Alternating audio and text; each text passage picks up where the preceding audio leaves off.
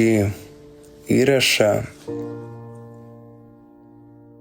paliksiu savo kaip nekintančią tiesą, kaip priminimą ateičiai.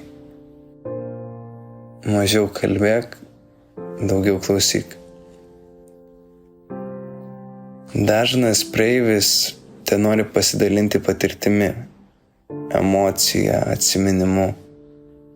Dažnam praeiviui nė motais, kokios kortos iškrito tau. Nemesk ant viršaus 3 tūzų, jei jis ten norėjo pasigirti turys porą dešimtkių. Žmonėms užtenka būti išgirstiems. Dauguma jų pasitenkins leidimu pasipasakot.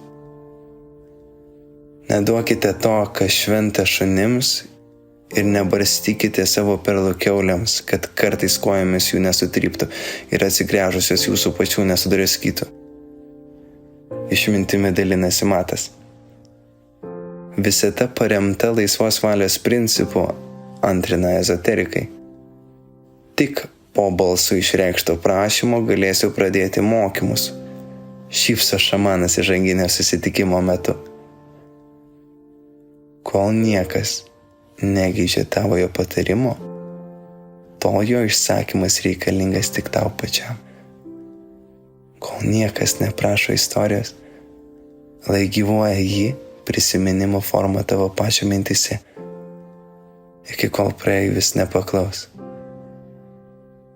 Mažiau kalbėk, daugiau klausyk.